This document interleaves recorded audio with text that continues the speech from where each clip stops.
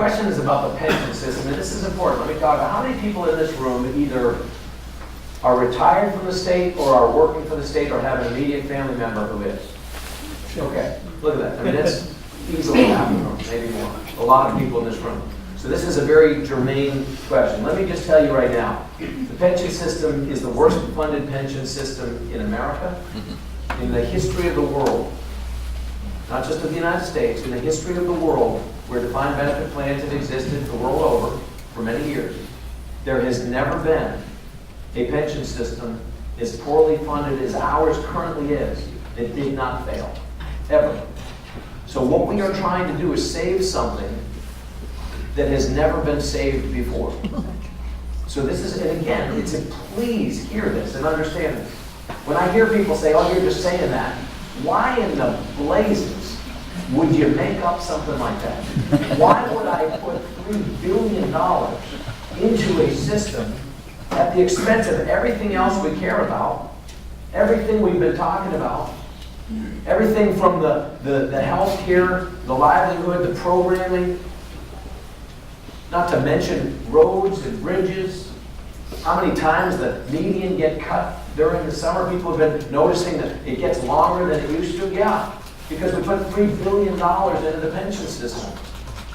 I'd love to cut the grass more often. I also want people who raise their hands to be able to retire with the promise that was given to them.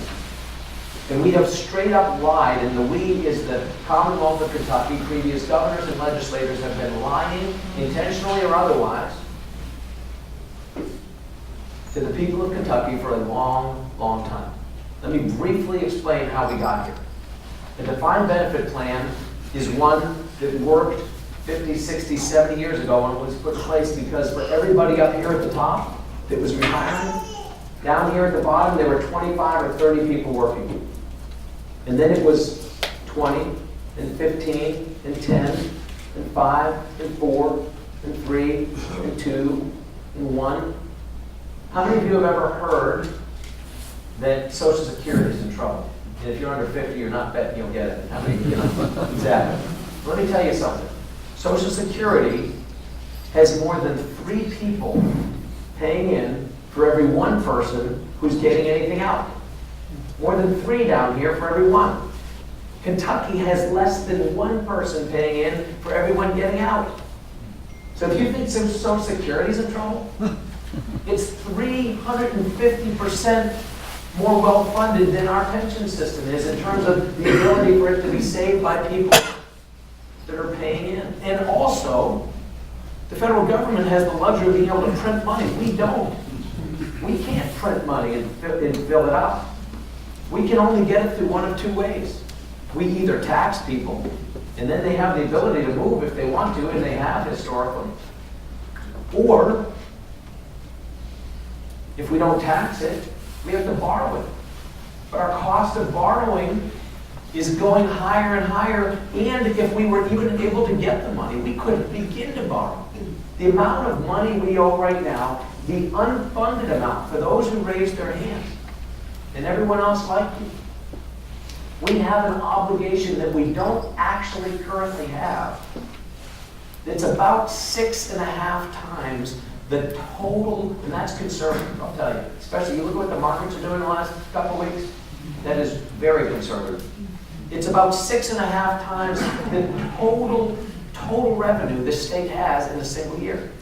So if we did nothing for the next 6 years, but take every penny that people send in, and nobody leaves, and people continue to pay taxes at the exact same rate. We don't educate anybody, we don't buy any equipment for law enforcement, we don't fix any roads, we don't plow any roads, we don't cut any grass, we don't provide any services, we don't issue any licenses, we don't do anything for you.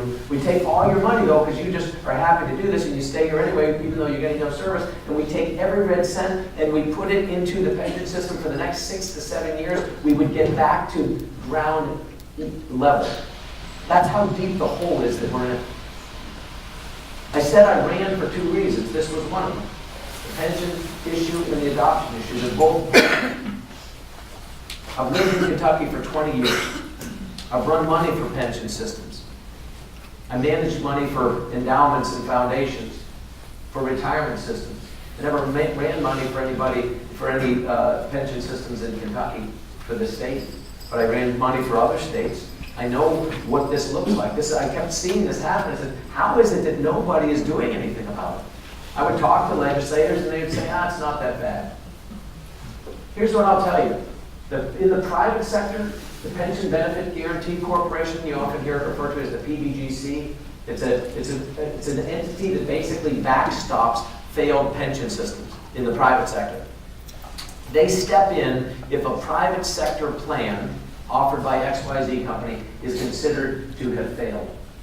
If it is so underfunded that it cannot possibly survive, this government organization, quasi-government entity backed by us as taxpayers, the PBGC steps in, seizes the plan, shuts it down, and pays people out. The best you're going to get is about 15 cents on the dollar when they do that. It doesn't matter what your employer promised you. You'll get backed up by the taxpayers, 15 cents on the dollar, and that's the end of it. You know when the Pension Benefit Guaranty Corporation steps in, you know when they consider a plan to be beyond repair, structurally insolvent? When it gets below 80% funded, 80. We don't have one of our plans even close to that. The best funded plan we have is about 60. The biggest plan, I'm not going to ask you to raise your hands again because you'll be depressed, but you can raise it in your own mind. Those of you that are in the KERS non-hazardous plan, it's done. It is broke. There's less than 13% of the money that is obligated to everyone, and there's hundreds of thousands that think they're going to get a retirement out of it. And there's less than 13 cents for every dollar that's in there. And it's rapidly declining. And people say, in some of the bigger plans like CERS or KTRS, and they say, well, hey, we're 50% funded. We're 52, 54% funded. 60. Well, it was 60 recently in CERS. So we're not in trouble like this KERS non-hazardous plan. You know what other plan was fully funded to that extent? Not fully funded, but 60% funded 8 years ago? KERS non-hazardous.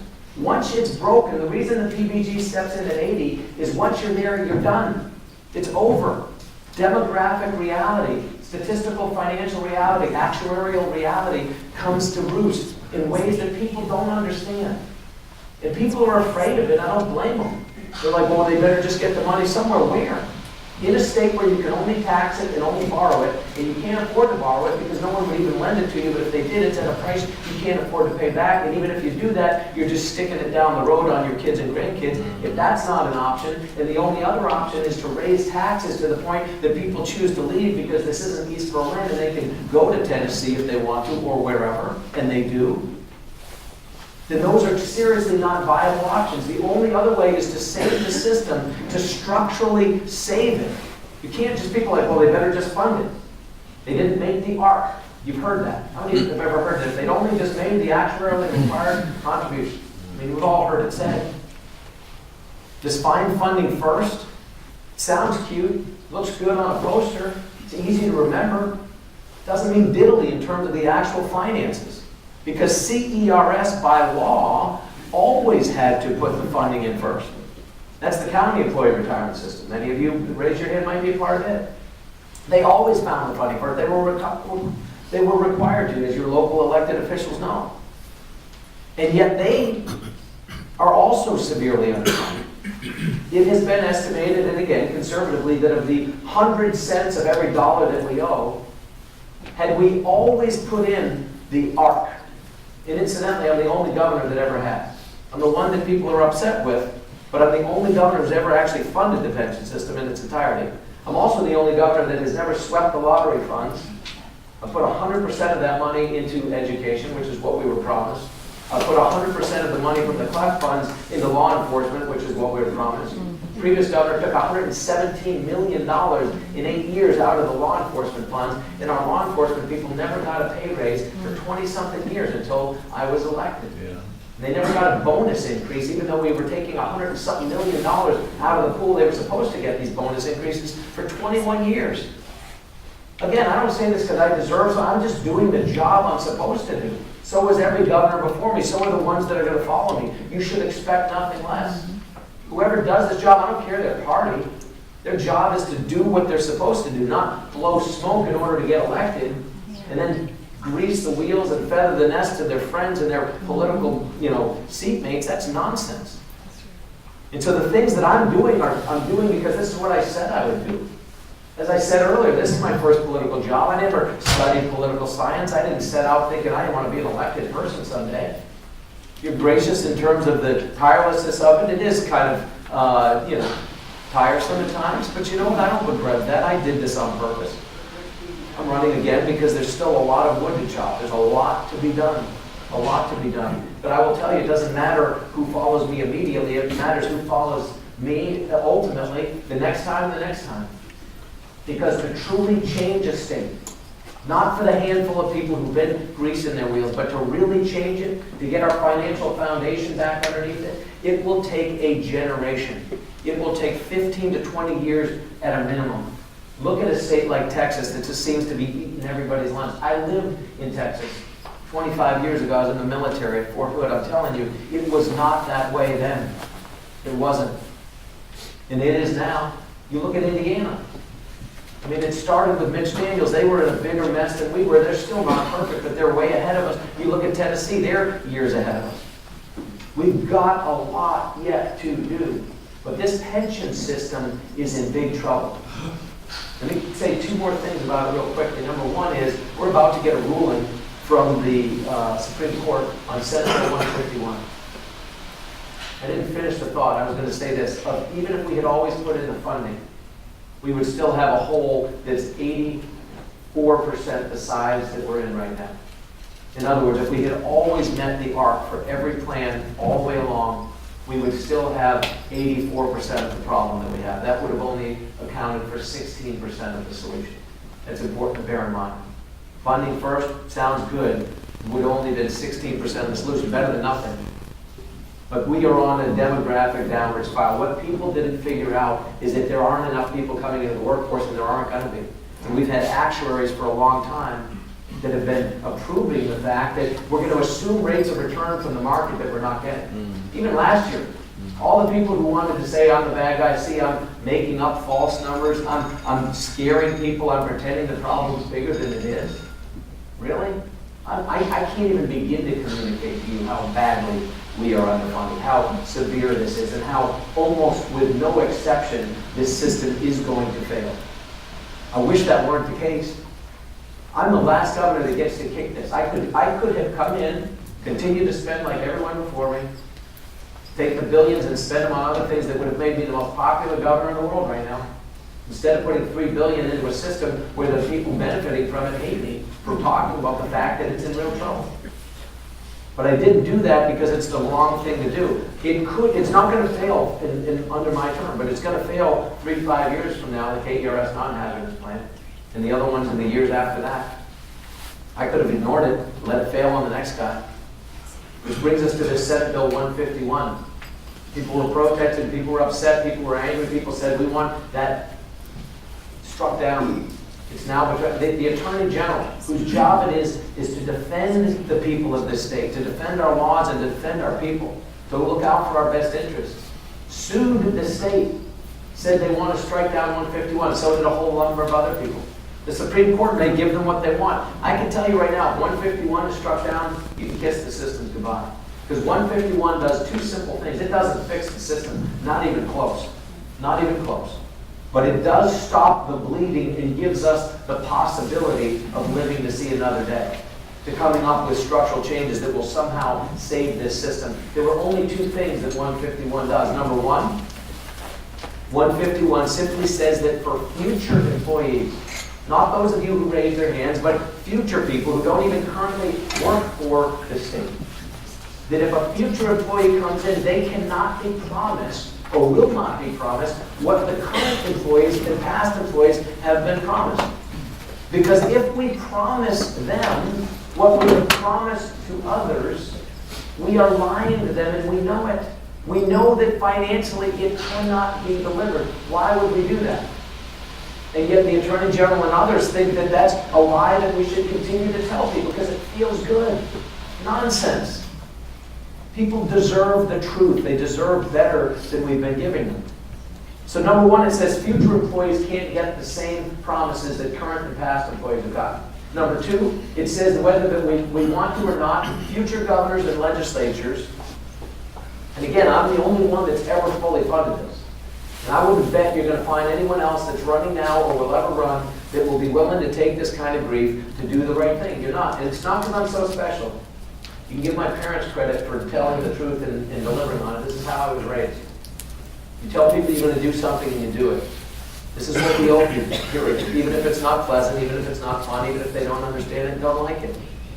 But the odds that you're going to find another governor that will come and spend this much of the budget to fix something for a single-digit number of people in the state, 90-something% of the people in the state will never get a pension, but they're paying for it. And what Senate Bill 151 does, in addition to changing it for future employees, the benefits they would get, it also says that we have to go to level dollar funding. That for the next 30 years, we take this $60+ billion and we break it into 30ths, and we fund $2 to $3 billion every single year by law, whether we want to or not. You don't get to opt out. You don't get to maybe fund it or maybe not. You don't get to hope the next governor will do it or not do it. It requires by law that it be done. And yet there are people rooting for this to be struck down. Why? I can't even fathom. If you're in the system, you better be hoping the Supreme Court upholds this. Because if they strike it down and we continue to lie to future people, they won't get it, you won't get it, and the people retired won't get it. And there'll be no guarantee that future governors and legislators will put the money in over the next 30 years to actually fund it. And if we don't do that, what do you think the likelihood of this thing surviving is? Last year, the markets were up 15%, and all these people said, see, you were just whipping people up, you were just scaring people. Look at the markets up 15%. The KTRS non-hazardous plan, the market was up 15%, and yet the plan ended the year with only 2% more funds. What does that tell you? You're bleeding out.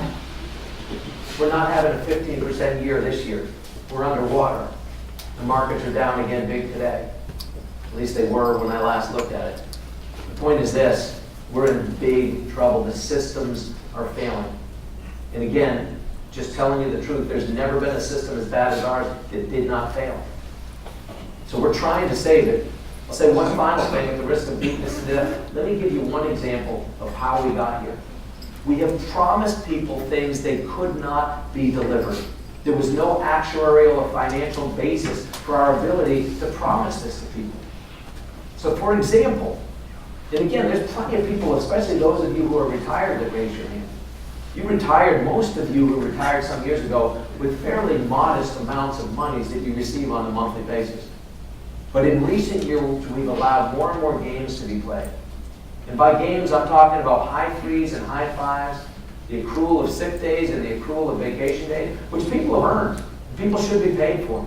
But to be able to roll them into your last year's income and count it as income in that year, and then multiply that year by 3 or by 5 or 1/5 or 1/3 and make that be part of your high 3 or high 5 to retire on.